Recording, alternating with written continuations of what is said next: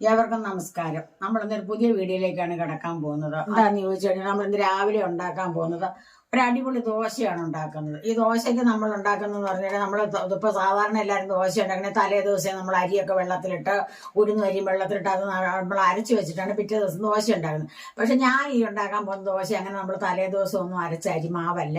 ഇതൊരു 4 ദിവസം മുമ്പേ അരച്ച് വെച്ചേക്കുന്ന മാവാണ്. അതായത് ഒരാഴ്ചയോളം നമ്മൾ ദോശമാവ് അരച്ച് വെക്കും അല്ലേ? അത് നമ്മുടെ ഒരു വീഡിയോ കിടപ്പുണ്ട് ആ മാവ് ഉണ്ടാക്കുന്നത് എങ്ങനെയാന്നുള്ളത്. സാധാരണ രീതിയിൽ നമ്മൾ ദോശമാവ് ഉണ്ടാക്കുക പിറ്റേ ദിവസം 2 ദിവസം കഴിയുമ്പോൾ പുളിച്ചു പോകും അല്ലെ? പക്ഷെ ഈ രീതിയിൽ ദോശമാവ് നമ്മൾ അരച്ചു കഴിഞ്ഞാല് പുളിക്കത്തില്ല അല്ലെ? പുളിക്കത്തില്ല. അപ്പൊ അതെങ്ങനെയാണ് ഉണ്ടാക്കണേന്നുള്ളത് നമ്മുടെ മുൻപൊരു വീഡിയോയിൽ കിടപ്പുണ്ട്. ആ ദോശമാവ് അരക്കണ രീതി കിടപ്പുണ്ട്. ഇന്ന് അമ്മ ഇപ്പൊ കാണിക്കാൻ പോകുന്നത് അമ്മ ഇപ്പൊ ഞാനിപ്പോ പറയണ എന്താ വെച്ചാൽ അമ്മയ്ക്ക് 2-3 പ്രാവശ്യം നമ്മൾ പറഞ്ഞിട്ട് അമ്മയ്ക്ക് പറയാനായിട്ട് അല്ലേ ഒരു ബുദ്ധിമുട്ടുണ്ട്. അപ്പൊ അതുകൊണ്ട് ഞാനാണ് അമ്മയ്ക്ക് വേണ്ടി പറയുന്നത്. ഈ മാവ് കണ്ടോ? അപ്പൊ ഇത് ഇപ്പൊ അമ്മ 1 മണിക്കൂർ മുമ്പ് ഫ്രിഡ്ജിൽ നിന്ന് എടുത്ത് വെച്ചത് അല്ലേ? അതായത് ഇത് ഇങ്ങനെ കണ്ടില്ലേ അമ്മ? ആ ഒരു മെത്തേഡിൽ ദോശമാവ് അരച്ചിട്ട് നമ്മൾ ഇതുപോലുള്ള കണ്ടെയ്നറിന്റെ അകത്ത് ഒഴിച്ച് ഫ്രിഡ്ജിലേക്ക് വെച്ചേക്കും അല്ലെ? അപ്പൊ സിപ്ലോ കവറിൽ വേണമെങ്കിൽ വെക്കാം. സിപ്ലോ കവർ ഒന്നും വേണ്ട, ഇങ്ങനത്തെ കണ്ടെയ്നർ മതി. ഈ കണ്ടെയ്നറിനകത്താണ് ഈ മാവ് ഇരിക്കുന്നത് അല്ലെ? ഈ ദോശമാവ് ഇരിക്കുന്നത്. അപ്പൊ വേറൊരു കാര്യമാണ് ഞാൻ പറയട്ടെ, ഇന്ന് ദോശ ഉണ്ടാക്കുന്ന മാത്രമല്ല കേട്ടോ കാണിക്കുന്നത്. പിന്നെ എന്തും കൂടി ഉണ്ടമ്മേ?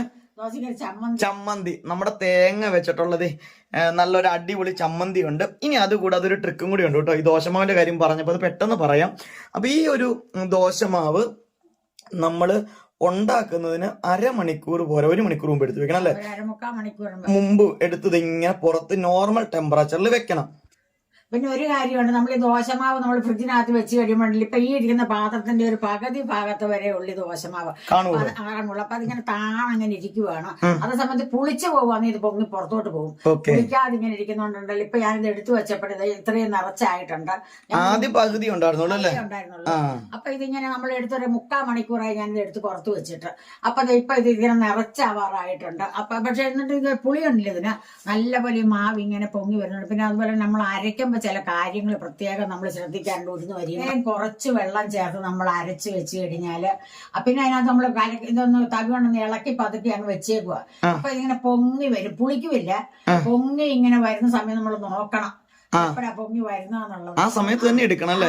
ഇതിപ്പോ ഞാൻ നോക്കിയപ്പോ രാത്രി 3 മണിക്കാണ് എഴുന്നേറ്റ് നോക്കിയപ്പോ പൊങ്ങി വരുന്നുണ്ട്. അത് ഈ ടിന്നിൽ ഒഴിച്ച് വെച്ച മാവ് അല്ലേ? അപ്പൊ തന്നെ ഞാൻ 3-4 ടിന്ന് എടുത്തോണ്ട് വന്ന് ടിന്നകത്തെല്ലാം ഒഴിച്ച് ഇളക്കി അടച്ചങ്ങ് വെച്ചു. അപ്പൊ ഈ മാവിനുണ്ടല്ലോ ഒരു ദോശയ്ക്ക് ഒരു ശകലം പോലും പുളി വരുമില്ല. പുളിക്കാതെ നമ്മൾ നോക്കണം. പൊങ്ങി പുറത്തോട്ട് പോയി കഴിഞ്ഞാൽ ഇതിന് പുളിയൊക്കെ ചിലപ്പോ ഉണ്ടാവും. പിന്നെ നമ്മൾ ഈ ഒരാഴ്ച നമുക്ക് വെക്കാൻ പറ്റത്തില്ല. പിന്നെ ഒരു അങ്ങനെ വെച്ച മാവിനൊരു മരവിപ്പ് വരും അല്ലേ?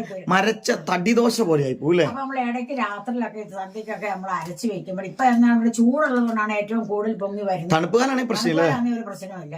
അപ്പൊ നമ്മൾ ചൂട് കാലത്ത് ഇങ്ങനെ അരി അരച്ച് വെക്കാൻ നമ്മൾ 2-3 ദിവസത്തേക്ക് വെക്കാനാണെങ്കിൽ നമ്മൾ ഇടയ്ക്ക് രാത്രിയിൽ ഒന്ന് എഴുന്നേറ്റ് നോക്കണം നമ്മുടെ മാവ് എങ്ങനെ ഉണ്ടെന്ന്. അപ്പൊ ഇങ്ങനെ പൊങ്ങി വരും. പതഞ്ഞു വരുമ്പോഴാണ് പുളിക്കുമ്പോ പോലെ വരും. ഇത് പത വരുമില്ല. ഇങ്ങനെ പതുക്കെ ഇതിങ്ങനെ പൊങ്ങി വരും. അപ്പൊ ആ സമയത്ത് നമ്മൾ ടിന്നിനകത്താക്കി ഫ്രിഡ്ജിനകത്ത് വെച്ചിട്ട് നമ്മൾ ആവശ്യത്തിനുള്ള ഓരോ ദിവസം ഓരോ ടിന്നെടുത്ത് നമുക്ക് ദോശ ഉണ്ടാക്കാം. നല്ല അടിപൊളി ദോശയാണ്. നമ്മൾ അന്നേരം അരച്ച അരിയുടെ മാവ് പോലുള്ള ദോശയാണ് നമ്മൾ ഉണ്ടാക്കാൻ പോകുന്നത്. പിന്നെ വേറൊരു കാര്യമാണ് ഇവിടെ, നിങ്ങൾ ടിന്നിൽ എടുത്ത് വെക്കുമ്പോൾ ഒരു കാര്യം ശ്രദ്ധിക്കണം.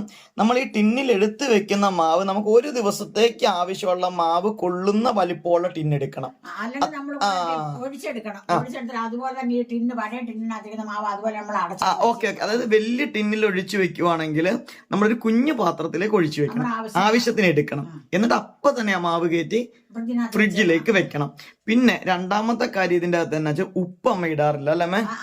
ഉപ്പിടാതെയാണ് വെക്കുന്നത്. ഈ പുളിക്കാൻ വെച്ച് കഴിഞ്ഞാൽ രാവിലെ ഈ എടുത്ത് വെക്കണ മാവിൽ ഉപ്പില്ല. പിന്നെ നമ്മൾ ഈ ഒരു മാവിന്റെ അകത്താണ് നമ്മൾ എന്ത് ചെയ്യുന്നത്, ഉപ്പ് ചേർക്കുന്നത് അല്ലേ? വെള്ളം കുറച്ചൊഴിച്ചോണ്ട് അല്ലേ? കുഴഞ്ഞിരിക്കും. അപ്പൊ നമ്മൾ ചുടാൻ നേരത്തെ ഉപ്പും വെള്ളവും കൂടെ ഇച്ചിരി നമ്മുടെ ആവശ്യമുള്ള വെള്ളം കൂടെ ചേർത്ത് മാവ് കലക്കി വെക്കുക. അപ്പൊ നമ്മൾ അപ്പം അരച്ച മാവ് പോലെ ഇരിക്കും. അപ്പൊ അങ്ങനെയാണ് നമ്മൾ ഈ ദോശ ഉണ്ടാക്കുന്നത്. അപ്പൊ ഒരാഴ്ചത്തെ അപ്പൊ ഇതിന്റെ ഒരു പ്രത്യേകത വെച്ചിട്ടുണ്ടെങ്കിൽ ഒരേ ഒരു ദിവസം മാത്രം ഒന്ന് കഷ്ടപ്പെട്ട് മാവ് അരച്ചാൽ മതി. പിന്നെയുള്ള ദിവസങ്ങളിൽ നിങ്ങൾക്ക് ഒരു കഷ്ടപ്പാടും ഇല്ല. ഇപ്പൊ ഓഫീസിലോ ഒക്കെ പോകേണ്ട ആൾക്കാരൊക്കെ ആണെങ്കിൽ പെട്ടെന്ന് ഉണ്ടാക്കാൻ പറ്റും. ഇനി അത് മാത്രമല്ല, ഒരു ഗസ്റ്റ് ഒക്കെ വീട്ടിൽ വന്നിട്ടുണ്ടെങ്കിലും പെട്ടെന്ന് നമുക്ക് ഈ മാവെടുത്ത് ഉണ്ടാക്കാൻ പറ്റും. അതുപോലെ തന്നെ ഇപ്പൊ നമ്മള് വൈകിട്ട് ഇപ്പൊ കഴിക്കാൻ ചോറൊക്കെ വെക്കാൻ പാടാണെങ്കിൽ വഴി ദോശമാവ് എടുത്ത് നമ്മൾ ജോലിയൊക്കെ കഴിഞ്ഞ് വരുമ്പോൾ ഒരു പെട്ടിന്റെ അടുത്ത് പുറത്ത് വെച്ചിരുന്നാല് നമുക്ക് അപ്പൊ തന്നെ 4 മണിക്ക് 5 മണിക്കോ 6 മണിക്കോ ഒക്കെ വെച്ചിട്ട് ചമ്മന്തിയോ കറിയോ എന്തെങ്കിലും സാമ്പാറൊക്കെ ഉണ്ടാക്കിയാലും ഇടയ്ക്കൊക്കെ കഴിക്കാം. നല്ല ചൂട് ദോശ. പിന്നെ ചിലര് ചോദിച്ചൊരു കാര്യമുണ്ട്, നിങ്ങൾ 365 ദിവസം ദോശയാണോ കഴിക്കുന്നത്? നല്ല ഈ മാവ് കൊണ്ട് ദോശ മാത്രമല്ല ഉണ്ടാക്കാൻ പറ്റുന്നത്, ഇഡലി ഉണ്ടാക്കാനും ഒക്കെയാണ്. അപ്പൊ വെള്ളം അഡ്ജസ്റ്റ് ചെയ്യുന്നത്, കാരണം ഇതിന്റെ അകത്ത് നമ്മൾ വെള്ളം കുറച്ചല്ല ചേർക്കുന്നത്. അതുകൊണ്ട് ഇഡലി പരുവത്തിൽ വെള്ളം ഒഴിച്ചാൽ ഇത് ഇഡലി മാവാക്കി ഉപയോഗിക്കാം, ദോശ പരുവത്തിൽ വെള്ളം ഒഴിച്ചാൽ ദോശമാവായിട്ട് ഉപയോഗിക്കാം. പിന്നെ ഇതുകൊണ്ട് മസാല ദോശ ഉണ്ടാക്കാം. പിന്നെ ഇതുകൊണ്ട് നമ്മൾ കൂടുതൽ ഊത്തപ്പം അല്ലെ, അത് തന്നെ ഞങ്ങൾ എപ്പോഴും ഉണ്ടാക്കുന്നതാണ് ഊത്തപ്പം. അതിലൊന്നുമില്ല, സബോളയും ക്യാരറ്റ് വെജിറ്റബിൾസ് ഒക്കെ കൂടി ഇട്ടിട്ട് നമ്മൾ അങ്ങനെ ഉണ്ടാക്കാം. പിന്നെ എഗ്ഗ് ഉപയോഗിച്ചുകൊണ്ട് വേറൊരു ടൈപ്പിൽ ഉണ്ടാക്കാം. ഇതൊക്കെ പല രീതിയിൽ നമ്മൾ ഉണ്ടാക്കാറുണ്ട്, അതൊക്കെ നമുക്ക് പിന്നെ കാണിക്കാം. അപ്പൊ ഇത് ഒന്നാമത്തെ കാര്യം, ദോശമാവിന്റെ കാര്യം. ഇനി മറ്റൊരു കാര്യം, അമ്മയുടെ മറ്റൊരു എളുപ്പവഴിയാണ് കേട്ടോ ഇത്, തേങ്ങ. ഇപ്പൊ അമ്മേനെ സംബന്ധിച്ച് അമ്മയ്ക്ക് കൈക്കൊക്കെ, നമ്മുടെ കൈ കാണിച്ചമ്മ, അമ്മയ്ക്ക് കൈ കൊണ്ടൊന്നും ചെയ്യാൻ പറ്റത്തില്ല. ഇപ്പൊ മുറിക്കാനും അരിയാനും ഒക്കെ ഭയങ്കര ബുദ്ധിമുട്ടാണ് കേട്ടോ. കൈ തമ്പു ഇങ്ങനെ വന്നിട്ട് ചോദിക്കും, അമ്മയുടെ കൈയൊക്കെ എങ്ങനെ ചുളുങ്ങിപ്പോയെന്ന് ചോദിക്കാറുണ്ടല്ലേ അമ്മ. കമ്പൂരെന്ന് വിളിക്കണം കേട്ടോ. കമ്പൂരമ്മയുടെ കൈ ഇനി എങ്ങനെ ഒന്ന് നേരെ ആകുമെന്നൊക്കെ ചോദിക്കാറുണ്ട് അല്ലേ. അപ്പൊ അങ്ങനെ അമ്മയ്ക്ക് അതുകൊണ്ട് ഇങ്ങനെ തേങ്ങ വിഷമാണ്. അപ്പൊ അങ്ങനെയുള്ള സാഹചര്യത്തിൽ ഇപ്പൊ ഞാനിത് പറയാൻ കാരണം വെച്ചാൽ പല അമ്മമാർക്കും ഇങ്ങനെ ബുദ്ധിമുട്ടുള്ളവരുണ്ട്, കൈക്കും ഈ ചിക്കൻ കുനിയൊക്കെ നമ്മൾ പ്രത്യേകിച്ച് ആൾക്കാർക്ക് അല്ലേ. അപ്പൊ അങ്ങനെയുള്ളപ്പോ അമ്മ ചെയ്യുന്നതെന്ന് വെച്ചാൽ തേങ്ങ ഇങ്ങനെ ഒന്നിച്ച്, ഞാൻ ഫ്രീ ഉള്ള ദിവസം എന്നെ കൊണ്ട് കുറെ തേങ്ങ, ഇപ്പൊ ഇത് ഒരു തേങ്ങയുള്ളൂ കേട്ടോ, രണ്ട് മുറിയേ ഉള്ളൂ ഇത് അല്ലേ. ആ സാധാരണ അമ്മ കുറച്ച് അധികം തേങ്ങ, ഇപ്പൊ 2 ദിവസത്തേക്കുള്ള തേങ്ങ അല്ലെങ്കിൽ ഒരാഴ്ചത്തേക്ക് പറ്റുന്ന രീതിയിൽ തേങ്ങ അരച്ചിട്ട് അതും ഇതുപോലെ ടിന്നിന്റെ അകത്തിട്ട് വെക്കും. അതല്ലെന്നുണ്ടെങ്കിൽ സിപ്ലോ കവറിന്റെ അകത്താണെങ്കിൽ സിപ്ലോ കവറിൽ ഇട്ടിട്ട് വെച്ചാലും മതി, ഫ്രീസറിൽ വെച്ചാലും അവിടെ ഇരുന്നോളും. അതുപോലെ കുറച്ച് ദിവസത്തേക്ക് ഇപ്പൊ നാളത്തേക്കൊക്കെ ആണെങ്കിൽ സാധാരണ നോർമലി വെച്ചാലും മതി അല്ലേ. പക്ഷെ ഫ്രീസറിലാണെങ്കിൽ നന്നായിട്ട് അവിടെ സിപ്ലോ കവറിന്റെ അകത്തിട്ട് ഫ്രീസറിലേക്ക് അങ്ങ് വെച്ചാൽ ഇരിക്കും. അതും ഇതുപോലെ തന്നെ ഇപ്പൊ ഈ മാവ് എടുത്ത പോലെ തന്നെ കുറച്ച് നേരത്തെ എടുത്ത് വെക്കണം, തണുക്കണം, ആവശ്യത്തിനുള്ള എടുത്തിട്ട്. അപ്പൊ ഇതാണ് അമ്മ ഉപയോഗിക്കുന്ന മറ്റൊരു കാര്യം. ഇനിയിപ്പോ നമ്മൾ കാണിക്കാൻ പോകുന്ന അമ്മ ഉണ്ടാക്കുന്ന എളുപ്പത്തിൽ ഇതും കൊണ്ടുണ്ട്, അത് ചമ്മന്തി കൂടെ കാണിക്കുന്നുണ്ട്. അപ്പൊ ഇതിന് ചമ്മന്തിക്ക് ഇത്രയും തേങ്ങയൊന്നും വേണ്ട, ഇതിപ്പോ അമ്മയ്ക്ക് വേറെ സാധനം കൂടെ ഉണ്ടാക്കാനായിട്ട് അമ്മ വെച്ചേക്കുന്നതാണ്. അപ്പൊ നമുക്കൊരു കാര്യം ചെയ്യാം, നമ്മുടെ ഈസി ദോശമാവ് കൊണ്ട് ദോശയും ചട്നിയാണ് കേട്ടോ അടുത്ത് ഉണ്ടാക്കാൻ പോകുന്നത്. അപ്പൊ ഇത് ഇപ്പൊ ലെങ്ത് ഇച്ചിരി വീഡിയോയ്ക്ക് കൂടിയിട്ടുണ്ട്, കാരണം എന്താ വെച്ചാൽ നമ്മൾ ഇത്രയും കാര്യങ്ങൾ വിവരങ്ങൾ പറയുമല്ലേ ഇത്, അതുകൊണ്ട്. കാരണം നിങ്ങൾക്ക് ഇത് ഉപകാരപ്പെടും എന്തായാലും വീട്ടിലല്ലേ മാം. എപ്പോഴും തിരക്കുള്ള സമയത്തൊക്കെ നമുക്ക് ഉപകാരപ്പെടുന്ന 1-2 കാര്യങ്ങളാണിത്. ഒപ്പം വീഡിയോസ് ഇഷ്ടപ്പെടുന്നുണ്ടെങ്കിൽ ജസ്റ്റ് ലൈക്ക് ചെയ്യാനും ഷെയർ ചെയ്യാനും കമന്റ് ചെയ്യാനും സബ്സ്ക്രൈബ് ചെയ്യാനും സപ്പോർട്ട് ചെയ്യാനും അല്ലെ, എല്ലാം ഞാൻ ഒറ്റ വായിലങ്ങ് പറഞ്ഞിട്ട് നമുക്ക് പെട്ടെന്ന് ആദ്യം നമുക്ക് ചമ്മന്തി ഉണ്ടാക്കാം അല്ലെ, അതിനുശേഷം നമുക്ക് ദോശ ഉണ്ടാക്കാം. അപ്പൊ നമ്മുടെ ദോശയ്ക്ക് ഒരു ചമ്മന്തിയാണ് അടുത്ത് നമ്മൾ ഉണ്ടാക്കാൻ പോകുന്നത്. ചമ്മന്തി ഉണ്ടാക്കിയിട്ട് ദോശ ചൂടുന്നുള്ളൂ കേട്ടോ. എളുപ്പ ചമ്മന്തിയാണ് അല്ലേ. എളുപ്പ ചമ്മന്തിയാണ്. 2 പച്ചമുളക് ഞാൻ എടുത്തിട്ടുണ്ട്, ഒരു 4 ചെറിയ ഉള്ളിയുണ്ട്. പച്ചമുളക് ഒത്തിരി വിചാരിക്കരുത്, കീറി വെച്ചേക്കാം. നമ്മൾ അരയ്ക്കാൻ പോകുന്നത് കീറി വെച്ചേക്കാം. 2 പച്ചമുളക്. നമ്മൾ വെള്ളച്ചമ്മന്തിയാണ് ഉണ്ടാക്കാൻ പോകുന്നത്.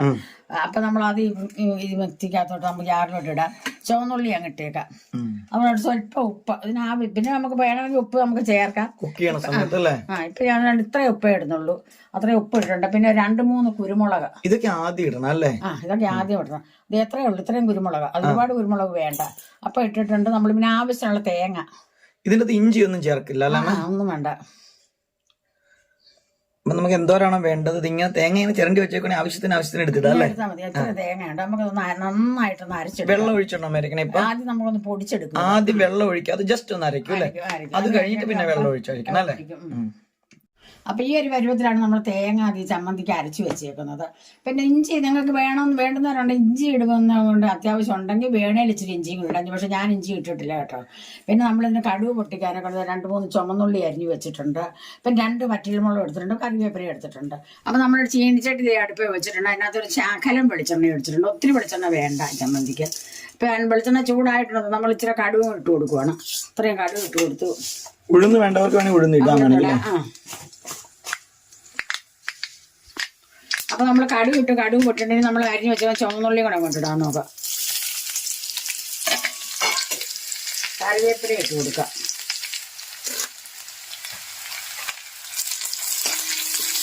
മുളക് നമ്മൾ ഇട്ടിട്ടില്ല. മുളക് ഉണങ്ങിയ മുളകോ കഴിവ് നമ്മൾ ഉണങ്ങി വെച്ചിരുന്ന മുളകാണ്. അപ്പൊ ഇത് ഇച്ചിരി ഒരു പകുതി മൂപ്പായിട്ട് മുളക് ഇട്ടാൽ മതി, അല്ലെ മുളക് കരിഞ്ഞു.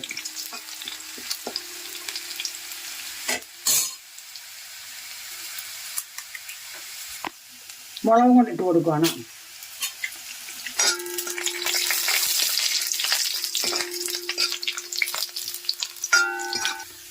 ഇനി നമുക്ക് അരച്ച് വെച്ചാൽ തേങ്ങ അതിലോട്ട് ഒഴിക്കാം. ഇനി നമ്മൾ തീരെടുക്കുക. തേങ്ങ അങ്ങോട്ട് തീ വേണ്ട അല്ലേ? വേണ്ട. തീ ഓഫ് ചെയ്തു. അതാണ് ഇതിനകത്ത് പ്രത്യേകം ശ്രദ്ധിക്കേണ്ടത്. ഇനി തീ ഓഫ് ചെയ്തിട്ട് ഈ ഒരു ചീനിച്ചട്ടിയുടെ ചൂടിലാണ് ഇനി കുക്കാവണം അല്ലേ? നമ്മൾ ചൂടുവെള്ളമാണ് ഒഴിക്കുന്നത്. ആ, ദാറ്റ് മീൻസ് ഇനി കുക്കിംഗ് വേണ്ട ഇതിനല്ലേ?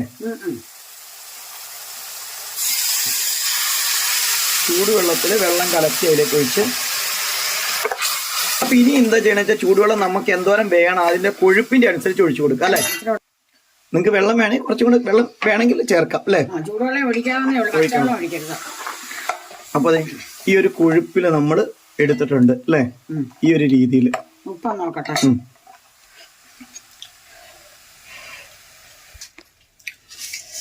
അപ്പൊ എത്ര ഉപ്പൂടെ നമ്മൾ ഇടുന്നുണ്ട് രണ്ടാമത്. അപ്പൊ അങ്ങനെ നമ്മുടെ ദോശയുടെ ചട്നി അങ്ങനെ റെഡി ആയിട്ടുണ്ട് അല്ലേ? ഇതൊരു ഈസി ചട്നിയാണ് അല്ലേ? അപ്പൊ ഈസി ചട്നിയും ഈസി ദോശയും നമുക്ക് ദോശ ഉണ്ടാക്കാം അല്ലേ?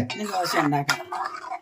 അങ്ങനെ നമ്മൾ നമ്മുടെ ദോശക്കൽ അടുപ്പേ വെച്ചിട്ടുണ്ട്. നമ്മൾ എടുത്തിരിക്കുന്ന ദോശക്കൽ നോൾട്ടയുടെ ദോശക്കല്ലാണ് കേട്ടോ. അപ്പൊ നോൾട്ടയുടെ ദോശക്കൽ ഞാൻ മസാല ദോശ ഉണ്ടാക്കുന്ന വലിയ കല്ലാണ് കേട്ടോ നോൾട്ടയുടെ. പക്ഷെ ഇത് നന്നായിട്ട് നമുക്ക് മസാല ദോശ ഒക്കെ ഈസി ആയിട്ട് ഇതിൻ്റെ അകത്ത് നോൾട്ടയുടെ ഇതിൻ്റെ അകത്ത് ചെയ്യാൻ പറ്റുന്നുണ്ട്. അപ്പോൾ ഇനി എന്ത് ചെയ്യാൻ പോവാണ്? ദോശ ഇതിനകത്ത് നമുക്ക് ഓയിൽ ഒഴിക്കണം എന്നൊന്നും നിർബന്ധമൊന്നും ഇല്ല. ആ,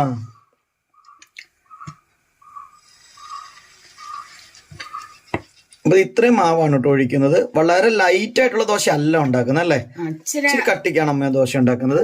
ഇനി പേപ്പർ ദോശ ഉണ്ടാക്കണേ അത് വേണമെങ്കിൽ നമുക്ക് ഉണ്ടാക്കാവേ. അത് നമ്മൾ മറിച്ചിടാൻ പോവാണ്.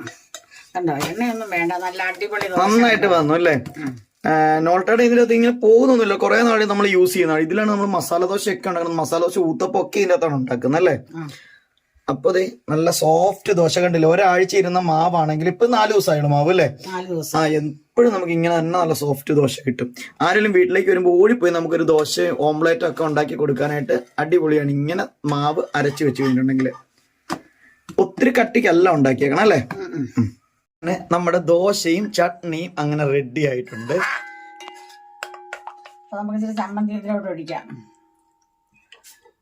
ഇതിന്റെ തിക്നെസ് നിങ്ങൾക്ക് ആവശ്യത്തിനനുസരിച്ച് എടുക്കാം കേട്ടോ. കുറുക്കം അല്ലെ? എന്തോരം കുറുക്കം വേണോ അതിനനുസരിച്ച് നമുക്ക് ചെയ്യാം. കഴിച്ചു നോക്കട്ടെ എങ്ങനെയുണ്ടമ്മ? എങ്ങനെയുണ്ടെന്ന് ചോദിച്ചാൽ നല്ല ദോശയാണ് കേട്ടോ. നമ്മൾ എപ്പോഴും ഉണ്ടാക്കുന്നതല്ല. പിന്നെ എങ്ങനെയുണ്ടെന്ന് ഞാൻ ഇങ്ങനെ ഫോർമാലിറ്റീസിന് വേണ്ടി ചോദിക്കേണ്ട ആവശ്യമില്ലല്ലോ അല്ലെ? നോക്കി ഇതിന്റെ സോഫ്റ്റ്നെസ് നിങ്ങൾ കണ്ടില്ലേ? നമ്മൾ കണ്ടോ ഇങ്ങനെ കണ്ടോ എത്ര സോഫ്റ്റ് എന്ന് നോക്കിയ ദോശ. അപ്പൊ നമ്മളിങ്ങനെ മാവ് അരച്ച് വെച്ചെന്നോർത്ത് ഒരിക്കലും അത് ഇതായി പോകുന്നില്ല, കട്ടിയൊന്നും ആവത്തില്ല. അല്ലെങ്കിൽ നമ്മൾ സാധാരണ നമ്മൾ ദോശമാവ് അരച്ച് അങ്ങനെ വെച്ച് കഴിഞ്ഞാൽ ഒരു ദിവസം ഫ്രിഡ്ജിലൊക്കെ ഇരുന്ന് കഴിഞ്ഞാൽ അതിങ്ങനെ കല്ലിക്കും അല്ലെ? തടി പോലെയുള്ള ദോശയാവും. കണ്ടോ ഇത് കണ്ടില്ലേ? ഞെക്കി കാണിച്ചു തരാം. കണ്ടോ ഇത്രയും സോഫ്റ്റ് ആയിട്ടുള്ള ദോശയാണ് നമുക്ക് കിട്ടുന്നത്. ചട്നിയും അടിപൊളിയാണ് കേട്ടോ. അപ്പൊ നിങ്ങൾക്ക് എന്റെ ഈ ദോശയും ചമ്മന്തിയും ഇഷ്ടപ്പെട്ട് കാണുമെന്ന് വിശ്വസിക്കുന്നുണ്ട്. ഇഷ്ടപ്പെട്ടെങ്കിൽ നിങ്ങൾ ഇപ്പൊ തന്നെ ഒന്ന് ലൈക്ക് ചെയ്യുകയും കമന്റ് ചെയ്യുകയും ചെയ്യണം. അതോടൊപ്പം തന്നെ ചാനൽ സബ്സ്ക്രൈബ് ചെയ്യാതാണ് കാണുന്നത്, ജസ്റ്റ് ഒന്ന് സബ്സ്ക്രൈബ് ചെയ്ത് സപ്പോർട്ട് ചെയ്യണം, ഹൈപ്പ് ചെയ്യണം അല്ലെ? ഷെയർ ചെയ്യണം. ഇടയ്ക്കിടയ്ക്ക് നമ്മൾ ദീപനാൾ എന്നുള്ള പേരൊന്ന് അടിച്ചു കൊടുത്തിട്ട് നമ്മൾ പുതിയ വീഡിയോ ഇട്ടിട്ടുണ്ടോ എന്നൊക്കെ നോക്കണം. കാരണം യൂട്യൂബിൽ ഇപ്പൊ എപ്പോഴും ഇങ്ങനെ നമുക്ക് സബ്സ്ക്രൈബേഴ്സിനാണെങ്കിലും നോട്ടിഫിക്കേഷൻസ് പോകുന്നില്ല എന്ന് പറയുന്നുണ്ട്. അപ്പൊ അതുകൊണ്ട് തന്നെ വീഡിയോസ് ഒക്കെ ഉണ്ടെങ്കിൽ നിങ്ങൾ നോക്കണേ. അപ്പൊ ഈ ദോശ ചമ്മന്തി നിങ്ങൾക്ക് ഇഷ്ടപ്പെട്ട് കാണുന്ന ഞാൻ വിശ്വസിക്കുന്നുണ്ട്. നിങ്ങളും ഇതുപോലെ ഉണ്ടാക്കി വെച്ച് കാണിച്ചു കണ്ടില്ലേ ലാസ്റ്റ്. പിന്നെ ഈ തിരികട കണ്ടോ? ഇത് അമ്മ ഉണ്ടാക്കിയതാണ്, ഇപ്പൊ ഉണ്ടാക്കി കഴിഞ്ഞോളൂ കേട്ടോ. ഇത് നമ്മുടെ എന്തുകൊണ്ട് കവുങ്ങിന്റെ ഓല കൊണ്ടല്ലേ? ഓല കൊണ്ട് ഉണ്ടാക്കിയതാണ്. നല്ല രസമല്ലേ? നമ്മുടെ കിച്ചണിലൊക്കെ ഇടാനായിട്ട് ഡൈനിങ് ടേബിളിലൊക്കെ ആണെങ്കിൽ ഇങ്ങനെ ഉണ്ടാക്കി ഇട്ടിട്ട് നമുക്ക് നല്ല മണ്ണിന്റെ പാത്രത്തിലൊക്കെ സെർവ് ചെയ്യാനൊക്കെ വെച്ച് കഴിഞ്ഞാൽ അടിപൊളിയാണ് കേട്ടോ അല്ലേ? ഇപ്പൊ ഇത് വേണം. നമ്മൾ ഇപ്പൊ കൂടുതൽ ഗ്യാസ് കിട്ടാൻ ബുദ്ധിമുട്ടാണ്. നമ്മൾ അടുപ്പിലാണ് കൂടുതൽ. അപ്പൊ കരി പറ്റാതിരിക്കും അല്ലേ? നമ്മുടെ പാചകത്തിലൊന്നും കരി പറ്റില്ല. ഇതുപോലെ സാധനം ഇട്ട് കഴിഞ്ഞാൽ നമ്മുടെ പാത്രം അവിടെ തന്നെ ഒഴിച്ചോളും, കരിയും പറ്റില്ല. പല ഗുണങ്ങളാണ് ഈ ഒരു സാധനം കൊണ്ടുള്ളത്. അപ്പൊ നിങ്ങൾക്ക് എന്റെ വീഡിയോ ഇഷ്ടപ്പെട്ട് കാണുന്ന ഞാൻ വിശ്വസിക്കുന്നുണ്ട്. അടുത്തൊരു വീഡിയോ ആയി വരുന്നവരെ എല്ലാവർക്കും എന്റെ നന്ദി, നമസ്കാരം.